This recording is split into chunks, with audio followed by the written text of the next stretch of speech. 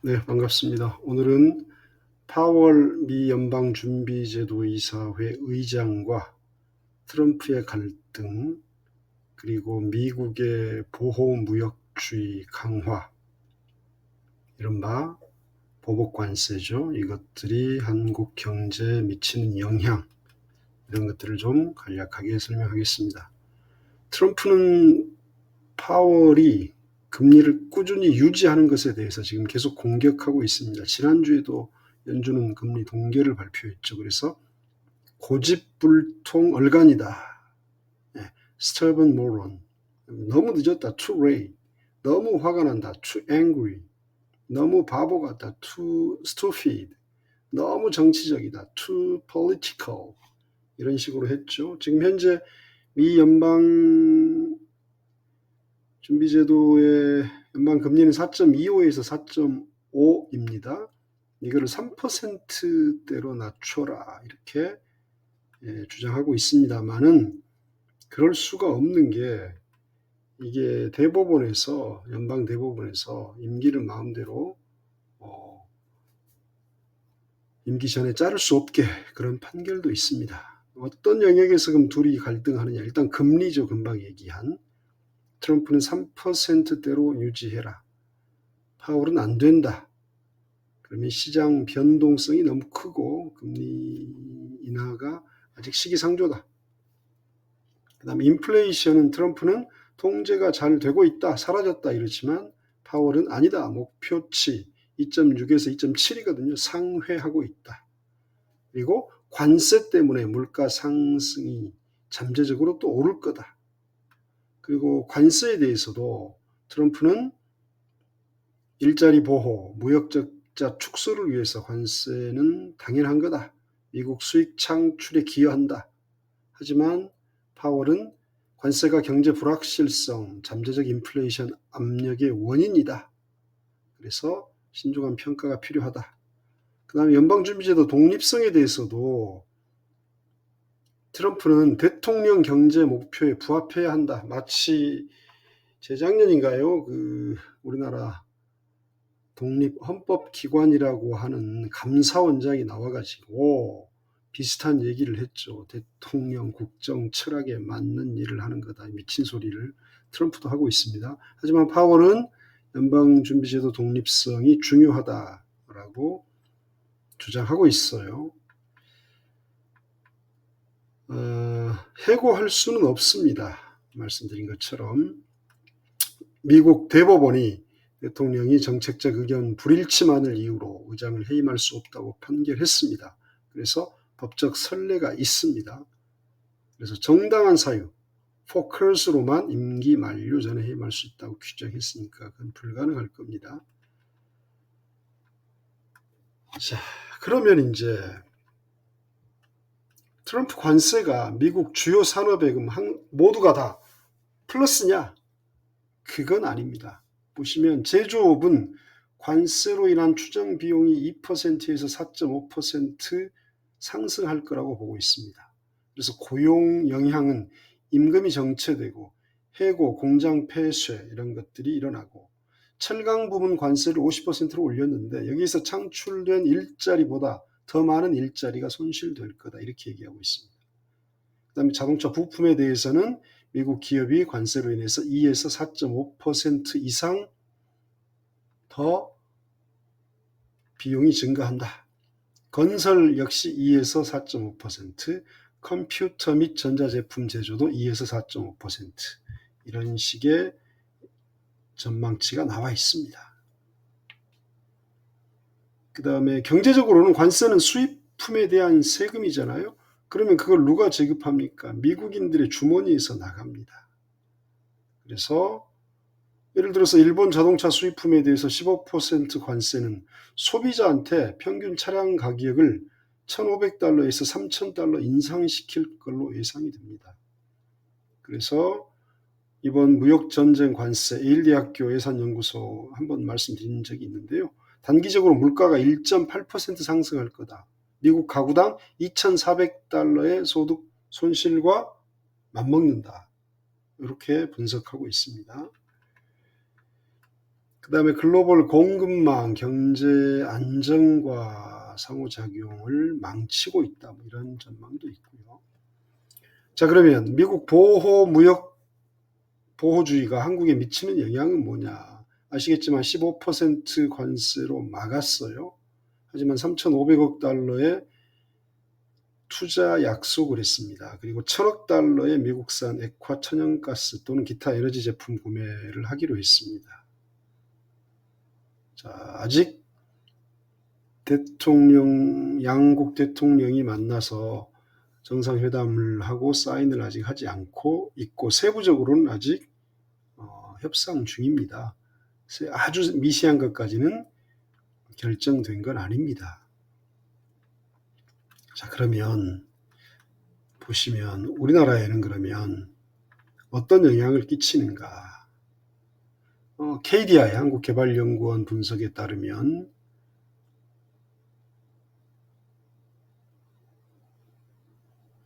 최근 미국 연방기금 금리가 5.25%에 도달했거든요. 근데 한국의 정책금리는 3.5% 수준에 머물고 있습니다. 그래서 한미 간 금리 역전 현상이 지금 심화되고 있어요.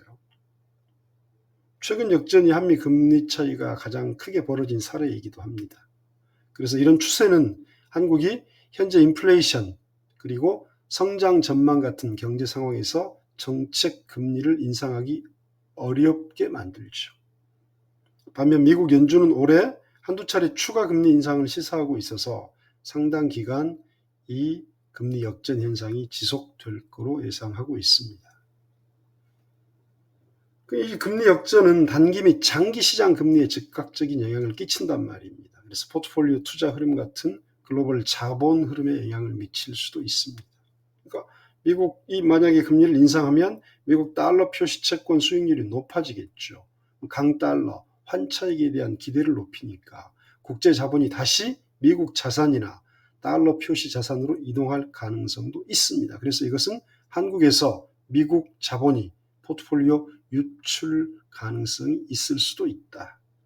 하지만 다행히 이 보고서는 직접적으로 유발할 가능성은 그래도 좀 낮다. 왜냐하면 글로벌 무역, 경제가 너무 불확실하다. 그리고 파월과 트럼프의 갈등이 봉합될 기미가 없다. 그다음에 글로벌 유동성, 각국의 경제 펀더멘털이 더 크다. 그래서 쉽게 빠져나가지는 않을 거다. 과거 금리 역전 시기에도 이 비거주자 국내 채권 투자는 오히려 증가했단 말입니다. 순유입을 기록한 사례도 있습니다. 그래서 우려할 만한 사항은 아니다. 이렇게 보고 있고요. 결국은 우리나라는 광범위한 지정학적, 그 다음에 경제적 전환을 해야 하는 그런 과제에 놓여 있습니다.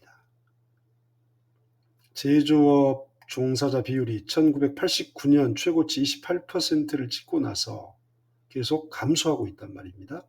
그래서 지금은 서비스 부문이 전체 고용 인력의 65%를 차지하고 있습니다. 이러한 추세는 역전될 것 같진 않아요. 그러니까 이런 불균형이 좀 심하죠. 다른 제조업 중심 경제 국가와 비교할 때 특히 두드러져요. 일본, 독일 같은 이런 곳에서는 여전히 제조업, 서비스업, 생산성 격차가 아주 작거든요. 비율도 크지 않고요. 서비스업 비율이 제조업보다 그렇게 압도적으로 많지 않습니다. 그래서 일단 관세 협정 15%로 해서 단기적인 숨통은 그래도 좀 트였지만 광범위한 경제 전환의 촉매제가 돼야 될 겁니다. 그래서 구조적, 인구 통계학적, 지정학적 도전이 가중되는 중요한 시점에 서 있습니다. 그래서 한국은행에서는 엊그제 세 가지 핵심 과제를 제시했죠. 첫 번째, 수십 년간의 산업 리더십을 통해 축적된 지적 자산, 기술 노하우, 운영 역량을 AI 및 데이터 기반 산업 서비스 개발에 재배치해야 한다. 그래서 디지털 콘텐츠, 원격 의료, 물류, 스마트 제조 같은 분야, 여기에 한국의 기술적 강점과 글로벌 서비스 수요를 결합할 수 있는 그런 계기를 만들어야 한다. 둘째, 한국 경제는 불균형적으로 많은 소규모, 자영업자들이 많잖아요. 그리고 종종 비자발적인 자영업자들로 인해 부담을 받고 있으니까 이 부분을 인위적으로 축소하는 건 힘드니 정부는 더 크고 안정적인 기업의 양질의 일자리 가용성을 확대해야 한다.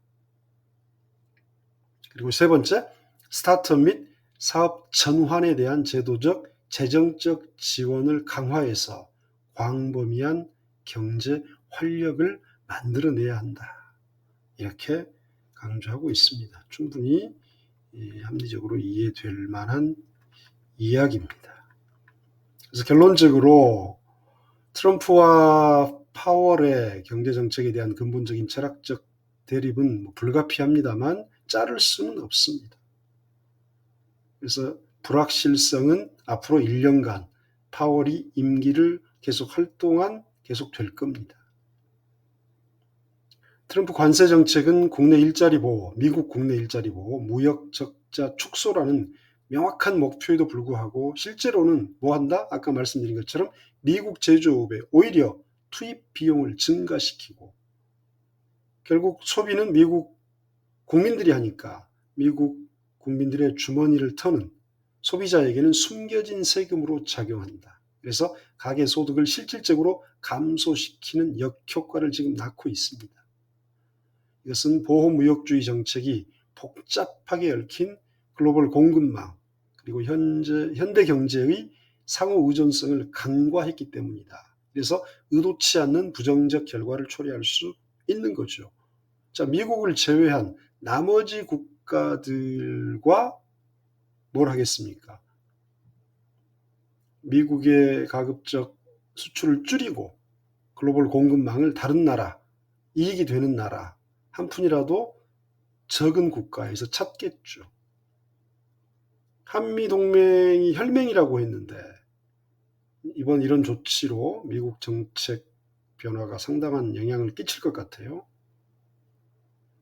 한국이 미국 시장에 접근을 해야 되니까 상당한 투자 약속, 경제적 양보를 했습니다. 근데 미국은 그치지 않고 방위비, 주한미군 분담금을 또 얘기하고 있습니다.